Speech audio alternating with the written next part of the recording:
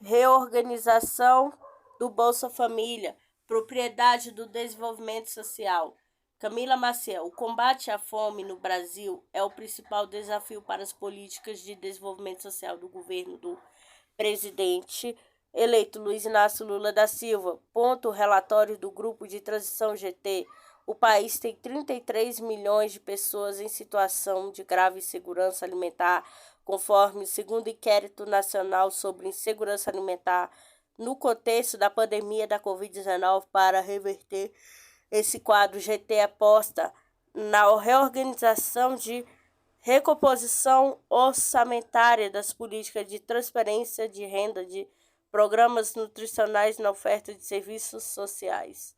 Em 21 de dezembro, foi promulgada a proposta de emenda à Constituição da PEC da Transição, que garante continuidade do pagamento de R$ 600 para as famílias beneficiárias do Auxílio Brasil, que voltará a se chamar Bolsa Família. O governo eleito terá 145 bilhões para além do teto de gasto, dos quais 70 bilhões serão para custear o programa de transferência de renda, que terá um adicional de 150 por criança de até 6 anos. A validade desse gasto extra-teto é de 1 ano. O Ministério do Desenvolvimento Social, Assistência à Família e Combate à Fome será comandado por Wellington Dias, governador do Piauí. Na avaliação de grupo de transição, a implementação improvisada do Auxílio Brasil desarranjou o sistema de transferência de renda que funcionava há quase 20 anos em razão de sucessivas mudanças. O programa perdeu o foco, tratou de maneira igual os desiguais e levou milhões de pessoas para filas nas portas dos serviços socioassistenciais, indica o relatório. Entre os pontos críticos estão as mudanças nas condicionalidades relacionadas à saúde e educação para recebimento do benefício. O total de crianças menores de 7 anos com acampamento vacinal passou de 68% em 2019 para 45% em 2022, exemplifica. O relatório também alerta para a necessidade de revisão do Cadastro Único para os programas sociais, que tem apenas 60% dos dados atualizados. O cadastro também está desfigurado das cerca de 40 milhões de famílias inscritas. 3,9 milhões compõem arranjos impessoais, diz o documento. De acordo com o GT, isso afeta não só a concessão do Auxílio Brasil, mas também de outros programas que utilizam o cadastro único, programas de transferência de renda de estados e municípios. Ainda sobre o Auxílio Brasil, o GT revela que 9,5 milhões de empréstimos consignados foram concedidos para beneficiários do programa e também do benefício de prestação contínua, BPC, às vésperas da eleição. Essas pessoas terão até 40% do valor de seu benefício comprometido, mesmo que não permaneçam no programa. A medida claramente eleitoral vai na contramão das políticas de proteção social, colocando em risco benefícios futuros, críticos do texto. O documento destaca ainda a necessidade de retomar a atuação coordenada entre os ministérios para promover o desenvolvimento social com redução da pobreza e das desigualdades e a erradicação da fome no país. Orçamento. O relatório aponta que o orçamento de 2023 do Sistema Único e de Assistência Social de SUAS teve redução de 96% na comparação com a de 2022, que já era menor do que 2018. Estão previstos 50 milhões do projeto de lei orçamentária anual PLOA. Segundo os analistas, o valor não é suficiente para cobrir um mês de funcionamento dos equipamentos de proteção básica especial, das unidades de acolhimento, a risco real de paralisação de suas, diz o texto. Além disso, eles lembram que a rede física é praticamente a mais de 2016 oferta de serviços socioassistenciais escolheu, apesar do quadro de empobrecimento do país. A rede de SUAS está sobrecarregada com os sistemas administrativos defasados, altas rotatividades de profissionais, baixo salário, no mesmo tempo que ocorre um aumento da demanda pelos serviços socioassistenciais. Órgãos colegiados. O GT Desenvolvimento Social relata que a maioria das alterações dos programas de transferência de renda dos serviços socioassistenciais foi feita sem pactuação com o órgão colegiado, com o Conselho Nacional de Assistência Social e Comissão Tripartite. Houve grande fragilização da relação com estados e municípios, assinale o texto. Sobre a política de segurança alimentar e nutricional, o grupo analista que houve um completo desmantelamento e Conselho Nacional de Segurança Alimentar e Nutricional, CONSEA, foi desativada e a Câmara Interministerial de Segurança Alimentar e Nutricional, CAISA, não teve nenhum papel relevante durante todo esse período, diz o documento. Outros programas. O GT pontua que houve aumento das pessoas em situação de uma das grandes e pequenas cidades, mas apesar disso, os centros POP estão concentrados em cidades de grande porte. Há insuficiência de equipe de serviço especializada em abordagem social. O tempo médio para a concessão do BPC passou de 78 para 311 dias, segundo o levantamento do Tribunal de Contas da União, TCU. A fila de espera tem mais de 580 mil pessoas. Programas cisternas, que atende famílias com tecnologias sociais de acesso à água, contabiliza menos de 1.000 cisternas entregues em 2022. Anteriormente, mais de 1 milhão de famílias foram beneficiadas. Já o programa Fomento Rural, por sua vez, teve orçamento reduzido, desvio de função. Segundo o relatório, o GT critica a adoção de mecanismos de compra ineficiente para aquisição de cesta básica. Acrescenta que há um passivo enorme de prestação de contas a partir de 2023. Equipamentos públicos de segurança alimentar, como restaurantes populares, cozinhas comunitárias, bancos de alimentos, centrais de distribuição de alimentos e agricultura familiar, têm recursos irrisórios para 2023. Lula anuncia a última leva de ministros do novo governo do Brasil. Presidente eleito Luiz Inácio Lula da Silva, PT, anunciou os últimos nomes de políticas que vão compor a esplanada do Ministério na nova gestão de governo federal em 2023. Nesta quinta-feira, 29, Lula anunciou o retorno da ex-ministra Marina Silva Rede para a função da ministra do Meio Ambiente, ex-presidenciável Simone Tebet, MDB, como ministra do Planejamento, deputada federal eleita indígena Sônia Guajajara, PSOL, para a pasta de povos originários, ex-jogador de vôlei Ana Moser, para o Ministério dos Esportes. Para o Gabinete de Segurança Institucional, GCI, foi escolhido o general de reserva Gonçalves Dias. Ele chefiou a segurança da presidência da República. Nos 2 primeiros governos de Lula, foi comandante da 6ª Região Militar. Renan Filho, MDB, governador de Alagoas por 2 mandatos, prefeito de Murici, deputado federal, senador eleito por Alagoas, ficará como Ministério dos Transportes, economista formado pela Universidade de Brasília, UNB, filho de cacique de sigla Renan Calheiros.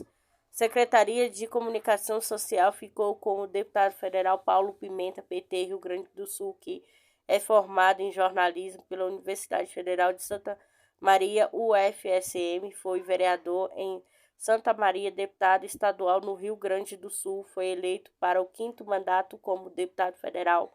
Ministro da Agricultura, Pecuária e Abastecimento ficou com o senador Carlos Favaro, PSD, eleito pelos Mato Grosso e agricultor, foi vice-presidente da Associação dos Produtores de Soja e Milho do Estado de Mato Grosso, a ProSoja MT Mato Grosso, vice-governador de Mato Grosso.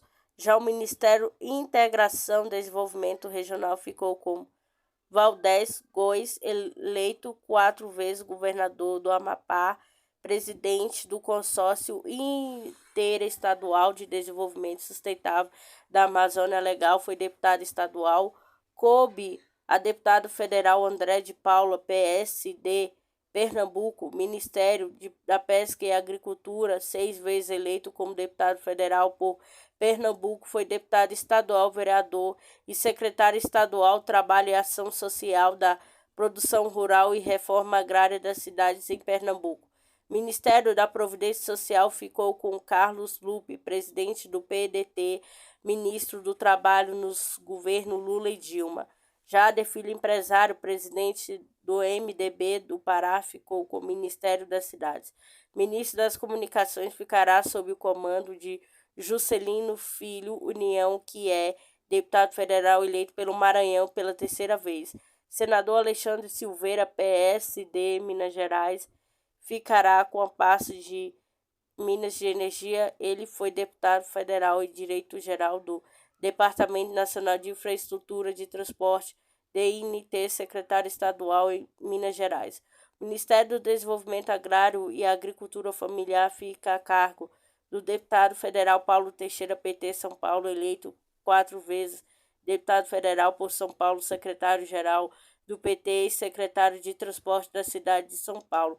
Daniela Vaguinho, MDB Rio de Janeiro, ficará com o Ministério do Turismo. Ela foi secretária de Assistência Social e Cidadania de Belford Roxo, eleita para 2º mandato de deputada federal com mais votada do Rio de Janeiro. Bolsonaro se prepara para sair do país rumo aos Estados Unidos antes do fim do mandato.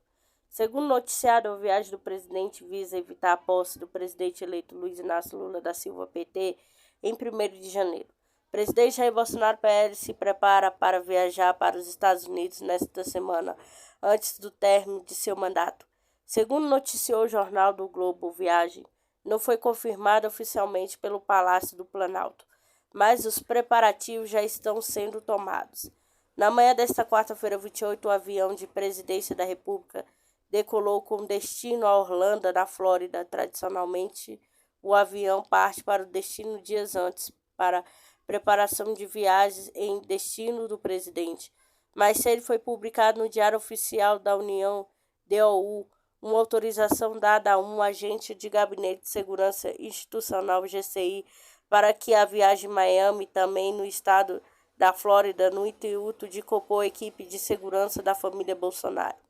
Anteriormente, foi noticiado que Bolsonaro deixaria o país para passar uma temporada no resort do Mar-a-Lago, de propriedade do ex-presidente dos Estados Unidos, Donald Trump, que também fica no estado da Flórida. Segundo noticiado, a viagem de presidente visa evitar a posse do presidente eleito Luiz Inácio Lula da Silva, PT, em 1º de janeiro. Bolsonaro, até o momento, não reconheceu a derrota para Lula no 2º turno das eleições. Ele também vem resistindo às orientações de aliados para que compareça à cerimônia da passagem da faixa presidencial. Alexandre de Moraes tende Lula a proibir porte de armas em Brasília até depois da posse.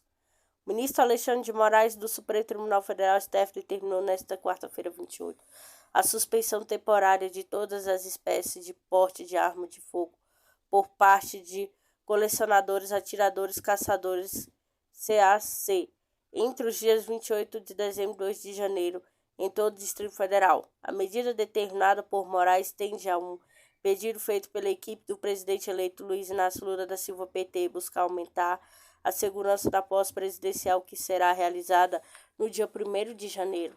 Na decisão, o magistrado argumenta que a suspensão é necessária para garantir a segurança do presidente eleito, de seu vice Geraldo Alckmin, PSB, das milhares de pessoas que compareceram à cerimônia. Moraes destacou que a tentativa de invasão da sede da Polícia Federal por apoiadores do presidente Jair Bolsonaro, PL, na capital federal, e a prisão do empresário bolsonarista acusado de planejar um atentado bomba no aeroporto de Brasília merece aplicação de medidas legalmente restritivas. Lamentavelmente, grupos extremistas financiados por empresários inescrupulosos, explorando criminosa, fraudulenta e boa-fé de diversos eleitores, principalmente com a utilização de covardes milícias digitais, sobre convivência de determinadas autoridades públicas cuja responsabilidade por omissão ou convivência será apurada, vem praticando fatos tipificados presentemente tanto na Lei 14197 de 2021, relativos ao crime contra o Estado Democrático de Direito, quanto à Lei 13260 de 2016, que regulamenta o disposto no inciso XLII do artigo 5º da Constituição Federal, disciplinando o combate ao terrorismo, inclusive punindo os atos preparatórios, indicou o ministro. A medida não se aplica nos membros das Forças Armadas, do Sistema Único de Segurança Pública, das Polícias Legislativa e Judicial e as empresas de segurança privada de transporte de valores constituídas nos termos da lei. O pedido de suspensão da posse foi feito pelo futuro ministro da Justiça, Flávio Dino, PSB, que celebrou a decisão. É importante o trecho da decisão do ministro Alexandre de Moraes, que atendeu os nossos pleitos de suspensão temporária de porte de arma de fogo no DF, visando mais segurança na posse do presidente Lula. Pessoas que eventualmente descumprirem serão presas em flagrante, escreveu em rede social, destacando o texto que Moraes falou em reforçar o combate ao terrorismo.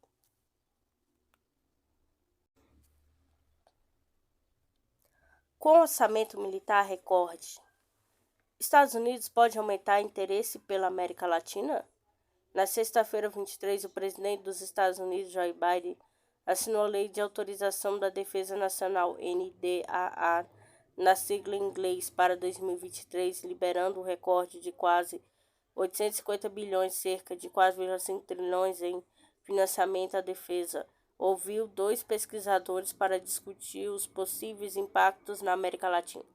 Conforme publicou o Departamento de Defesa dos Estados Unidos, NDAA prevê a proibição de qualquer cooperação militar norte-americana com a Rússia, além de cerca de 800 milhões, cerca de 4,23 bilhões em ajuda da Ucrânia, 10 bilhões e 52,94 milhões para modernizar as capacidades de segurança de Taiwan, que deve acirrar as tensões com a China.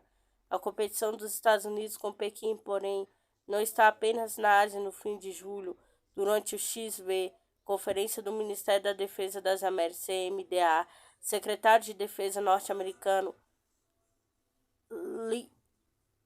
Lloyd Austin chegou a afirmar que a estabilidade democrática na América Latina estaria ameaçada pelos esforços da China para obter influência. Para discutir o assunto e os possíveis desdobramentos do novo orçamento de defesa na América Latina, Sputnik Brasil conversou com o pesquisador Isabela Gama, especialista em segurança, teoria das relações internacionais dos BRICS, pesquisadora pós-doutorado na Escola de Comando e Estado-Maior do Exército, SEME, e João Cláudio Pitillo, professor de História e membro do Núcleo de Estudos da América Nucleares da Universidade do Estado do Rio de Janeiro, UERJ. Os pesquisadores analisaram a fala do secretário de Defesa norte-americano, avaliaram os objetivos da inclusão de Taiwan e Ucrânia no orçamento de defesa dos Estados Unidos. Além disso, os especialistas comentaram a situação das relações da América Latina com a Rússia e com a China, apontaram os possíveis efeitos de eleições de Luiz Inácio Lula da Silva nesse processo. Influência chinesa na América Latina atrai a atenção dos Estados Unidos sobre a possibilidade da América Latina entrar no radar de Pentágono por conta da maior influência da China. Especialista Isabela Gama explica que durante um período a região ficou fora das principais preocupações dos Estados Unidos, e isso porque outras regiões mais instáveis passaram a carecer de mais recursos e atenção por parte dos Estados Unidos. Segundo aponta Gama, em entrevista, o Brasil, atenção norte-americano, retornou para a região após um aumento de influência chinesa. Porém, ela disse que não acreditar que Washington use como pretexto para impor sua presença uma suposta instabilidade política como ocorreu no passado. A China está presente em quase todos os lugares. Essa questão é dos Estados Unidos dizer que existe um instabilidade democrática na América Latina é uma desculpa para intervir um pouco mais. Nós não temos tantos problemas de instabilidade democrática assim que careçam de intervenções. Acredito que essa seja uma desculpa norte-americana para realmente tentar se posicionar um pouco mais dentro da região, afirma. Questionada sobre se o porte financeiro de Washington, Ucrânia e Taiwan seria uma forma de conter a China, Gama destaca que os Estados Unidos passaram por um período dormente no que tange ter uma presença forte em determinados locais. Diante disso, ele diz não ter dúvidas de que o aporte é uma forma de retomar essa influência.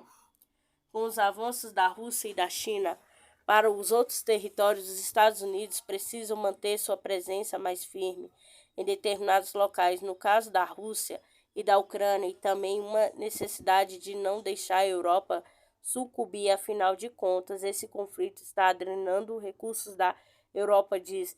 Em relação à Venezuela, Gama afirma que proximidade de Caracas com a Rússia protege os venezuelanos de uma possível intervenção norte-americana.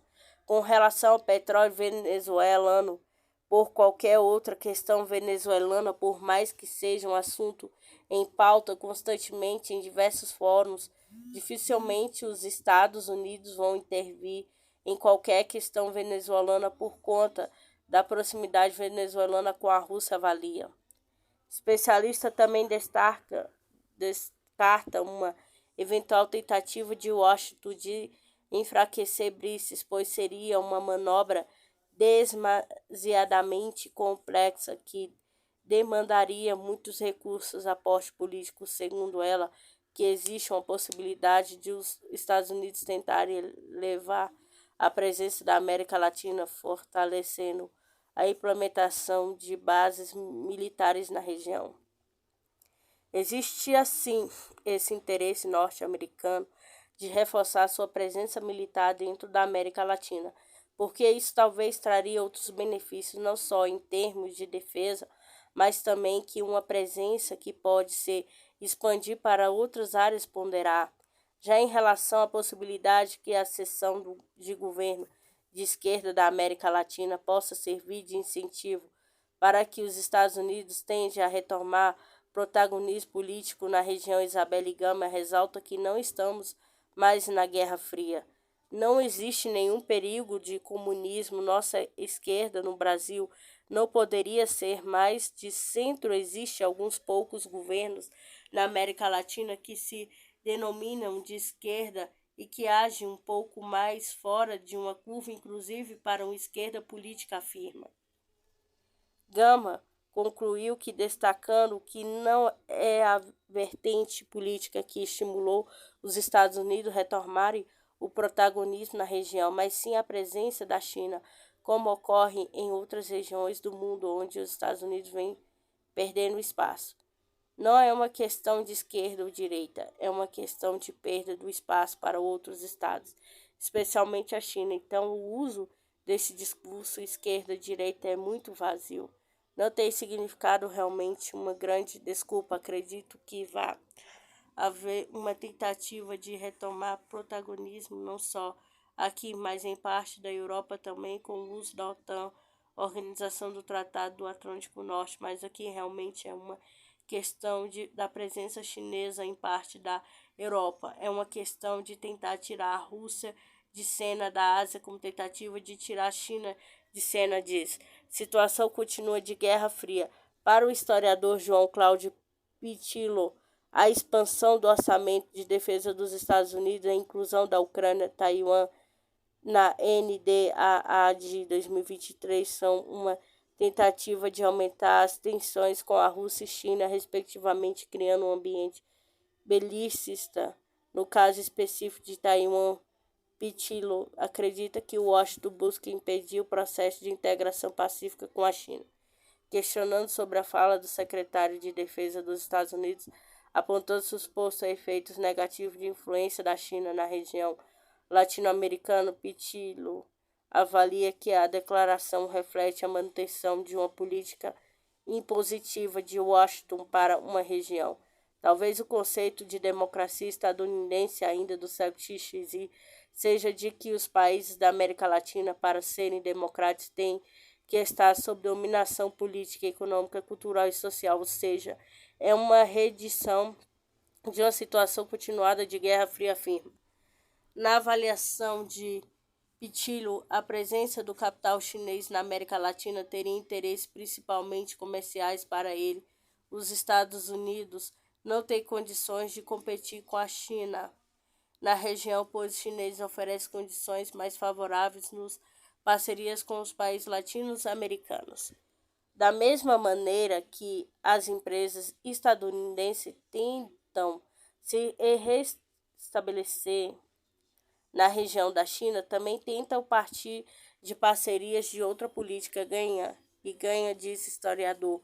Todos os países aqui que pretendem avançar nas relações com a China vão precisar criar uma salvaguarda interna. Discutir políticas internas não injerencia nos estadunidenses, acrescentou. Nesse sentido, Pitillo aponta que a recondução de Luiz Inácio Lula da Silva à presidência do Brasil coloca Washington em alerta devido ao histórico do petista de promover políticas de integração regional latino-americana.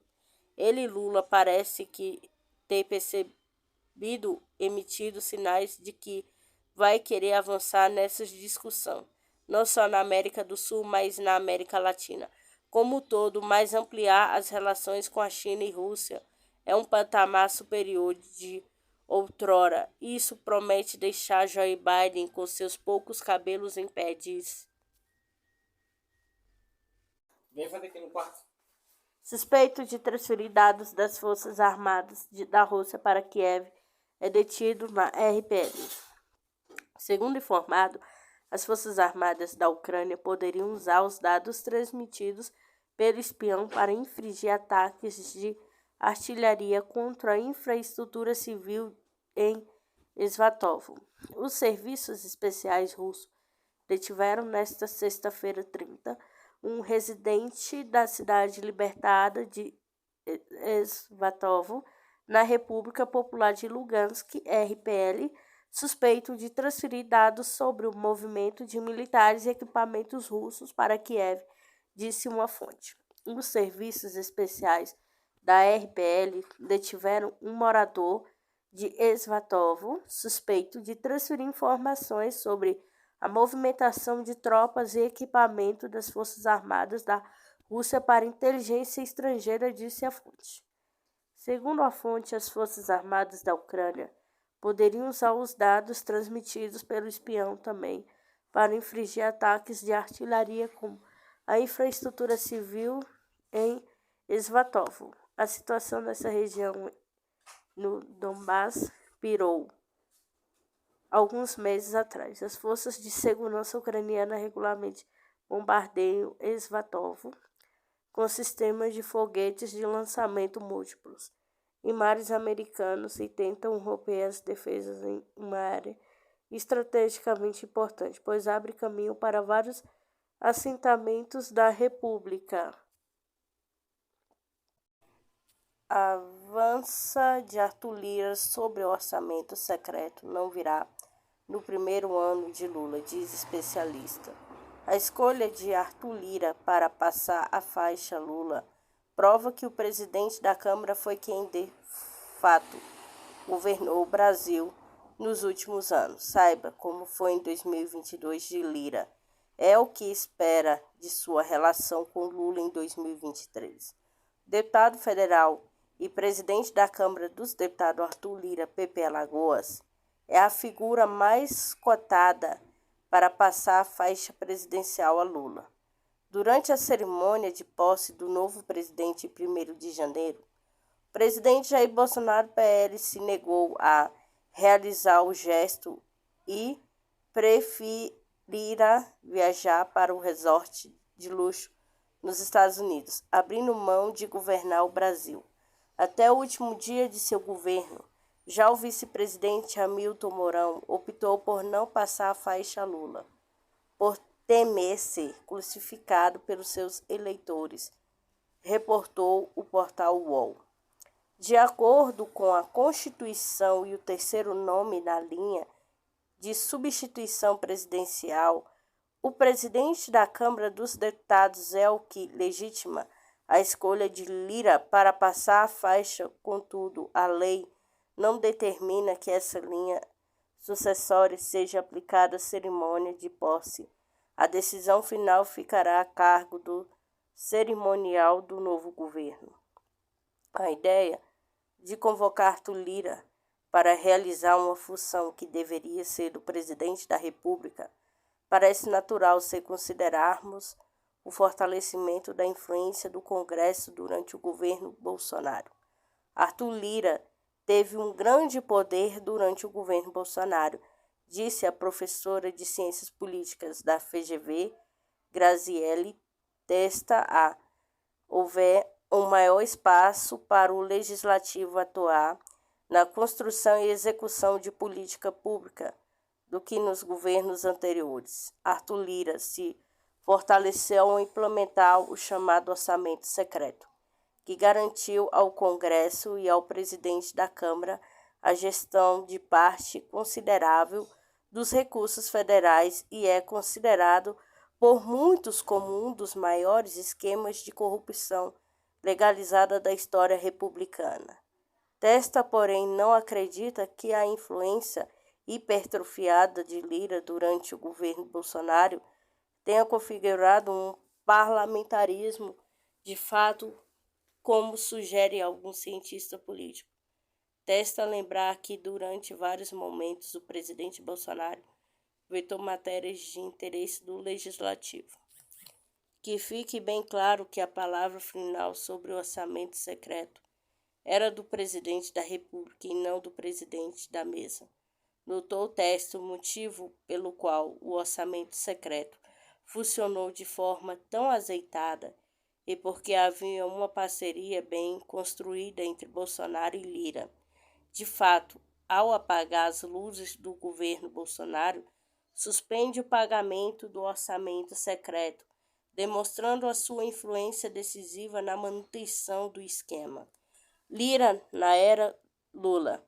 Aprovação pelo Supremo Tribunal Federal STF de medidas que limitam o uso do orçamento secreto. Tende a diminuir o poder de Lira dentro do Congresso e seu poder de fogo contra o governo Lula III.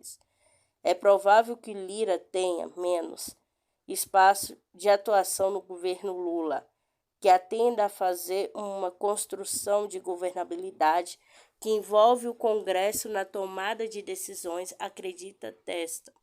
Segundo a especialista, o presidente da Câmara não poderá reagir a esta perda de poder tão cedo. O primeiro ano de governo Lula III deve ser de lua de mel, com o eleitorado dificultando a vingança de Lira. Ao longo do mandato de Lula, a tendência é que o presidente da República perca popularidade. Quando isso acontecer, pode ser que haja uma reação de Lira para tentar reaver o seu espaço, considerou Testas. Por enquanto, o cenário apontou para um relacionamento harmonioso entre os dois líderes poucos dias após o voto final do STF, que derrubou as chamadas emendas do relator. Lira manteve sua promessa e Auxílio Lula aprova a PEC da transição em primeiro turno com 23 votos, mais do que o necessário. Segundo Testa, Lula almeja construir uma relação próxima com o Congresso que poderá garantir a aprovação de reformas estruturantes como tributária ou até administrativa ainda no primeiro ano no governo. Reeleição de Lira. A participação de uma cerimônia de posse que será transmitida em rede nacional garantirá palanque e Lira durante a corrida para sua reeleição à presidência da Câmara. No entanto, ainda não está claro se o PT fornecerá essa verdadeira peça da campanha para Lira, nem se o presidente da Câmara terá mais protagonismo do que a cadela da primeira-dama, vira-lata, resistência, que também subirá a rampa presidencial em 1º de janeiro. Mesmo assim, o partido de Lula dá sinais de que manterá seu apoio à candidatura de Lira, inclusive para recompensar a deputado pelo apoio da PEC da transição. O apoio do PT e a reeleição de Lira provavelmente foi um movimento para construir governabilidade e demonstrar boa vontade em relação ao parlamento, acredita Testa. O PT sentiu que os parlamentares queriam apoiar essa candidatura e não quis se contrapor de cara a esse movimento. A especialista lembra que a garantia governabilidade junto ao Congresso não será tarefa fácil para os petistas que encaram um legislativo muito mais à direita do que presidente eleito. Eu entendo que Lira ainda é favorito nas eleições para a presidência da mesa. Acredita Testa, ele já demonstrou que podia lidar com uma Câmara que tenha maior governista, ainda que ele tenha apoio do governo anterior. De fato, a anuência do atual governo em receber Lira da cerimônia de passagem da faixa também sinaliza para um bom relacionamento entre o PT e o presidente da casa, que tem influência significativa sobre todos os deputados do chamado Centrão. O Lira é a parte revelante de um grupo que se denomina Centrão, que tem como característica estar sempre próximo do governo e dos recursos no Testa, para manter o seu favoritismo.